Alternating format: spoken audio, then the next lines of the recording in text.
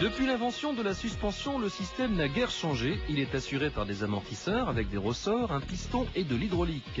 Le recours à l'électronique, comme ici chez Mercedes, permet d'obtenir le meilleur compromis entre le confort et la sportivité. Mais aux États-Unis, on a trouvé encore mieux. C'est à Boston que nous sommes allés découvrir une innovation majeure en matière de suspension. Boston, cette ville de la côte Est qui abrite Harvard et le fameux MIT, l'Institut de recherche technologique. Une ville où tout peut arriver. Boston, où se trouvent aussi les locaux de Bose, l'un des plus grands spécialistes du son. Ce grand nom de l'acoustique a décidé de se pencher sur un concept de suspension active et il y a consacré 24 ans de recherche, a priori aucun rapport entre les deux. Il y a finalement un lien entre le son et la suspension. Regardez par exemple ce casque qui filtre les vibrations sonores. La suspension, elle, filtre les vibrations de la roue. Démonstration. Comme vous pouvez le voir, cette voiture équipée reste remarquablement stable lors d'un freinage. Et elle passe comme un tapis volant sur les bosses.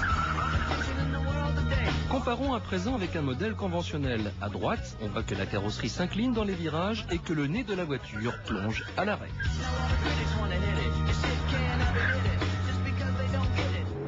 Autre comparaison utile avec une voiture de sport, la Porsche offre un amortissement moins souple mais fait ressentir plus durement le relief de la route. Le passage sur ces bosses avec les trois voitures fait clairement ressentir l'avantage de la suspension active. On peut constater également la différence quand la voiture tourne en rond sur un parking. Le secret vient de ce moteur électromagnétique qui remplace l'amortisseur sur chaque roue. Pas de ressort, pas de fluide. Les électroaimants déplacent un cylindre, comme dans une enceinte hi-fi. Le tout est géré par un calculateur ultra rapide qui aide à déterminer l'assiette idéale du véhicule. Résultat, une efficacité à toute épreuve. Un des avantages des électroaimants par rapport aux autres technologies que nous connaissons, c'est leur rapidité. Le moteur est capable de réagir sur une bosse en seulement 1/20 de seconde, et même encore plus vite. Une telle invention n'aurait pas pu voir le jour sans l'obstination du Dr Bose, fondateur de l'entreprise qui porte son nom. Ce passionné de technologie s'intéresse depuis longtemps à la suspension des voitures. Il a même roulé en DS.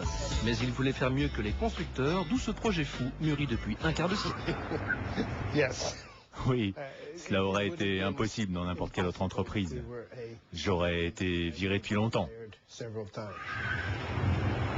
Le résultat est vraiment étonnant. De plus, le système réclame 3 fois moins d'énergie électrique qu'une climatisation.